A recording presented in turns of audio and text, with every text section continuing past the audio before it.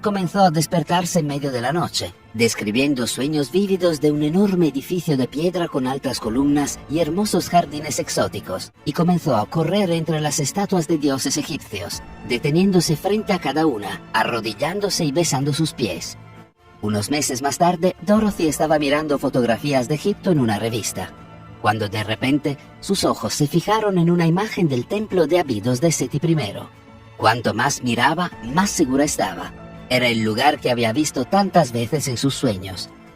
Corrió hacia su padre y le mostró la fotografía, exclamando con confianza: «Esta es mi casa, aquí es donde solía vivir», y preguntando: «¿Pero dónde están los árboles? ¿Dónde está el jardín?», que su infancia fuera extremadamente difícil. Primero se le prohibió asistir a la escuela dominical después de molestar a los otros niños al comparar constantemente el cristianismo con la religión del antiguo Egipto. Luego fue expulsada de su escuela privada para niñas por negarse a cantar un himno que pedía a Dios maldecir a los egipcios. Incluso la expulsaron de la misa católica después de que le dijo al sacerdote que la disfrutaba porque le recordaba la antigua religión. Cuando comenzaron sus lecciones, Butch quedó atónito por la habilidad de Dorothy. Simplemente la niña era una especie de prodigio. Lo que a los eruditos adultos les llevó muchos años dominar, Dorothy pudo aprenderlo en solo unos meses.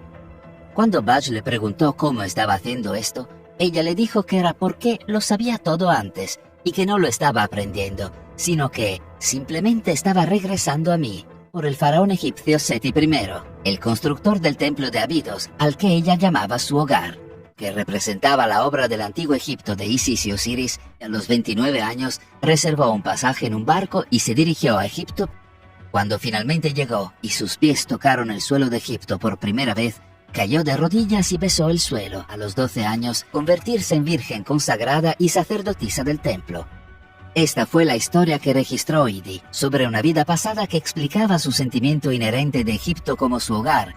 En ese momento, las afirmaciones de vidas pasadas, y específicamente aquellas centradas en el antiguo Egipto, en realidad no eran tan raras.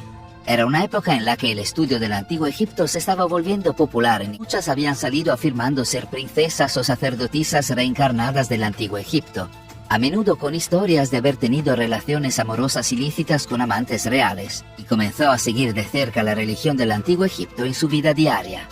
Visitaba las pirámides con frecuencia, llevaba ofrendas a los dioses y realizaba rituales en la ciudad de Abidos, donde se encontraba el templo de Seti que ella había reclamado por primera vez como su hogar todos esos años antes. Era la capilla de Amón. Lo más sorprendente es que no solo tenía razón acerca de la existencia del jardín. Les habló a los arqueólogos sobre los tipos y la disposición de los árboles, sobre los canales y columnas de agua. El New York Times proclamó que Edie era uno de los casos modernos de reencarnación más intrigantes y convincentes del mundo occidental. Sobre una querida dama que creía haber sido sacerdotisa de un templo en particular, no la descartaron como una chiflada, sino que estuvieron de acuerdo en que ella tenía algo.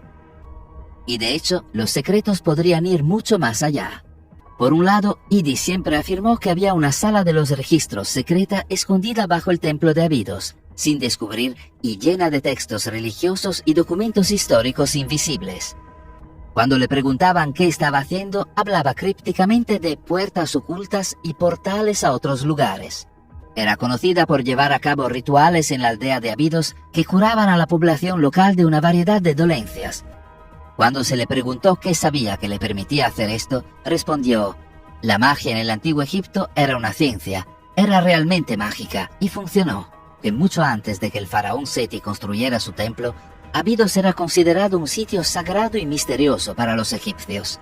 Ya en el período predinástico se decía que Abidos era el lugar en el que comenzaba el camino hacia el más allá, el lugar donde estaba enterrado el dios del inframundo, Osiris.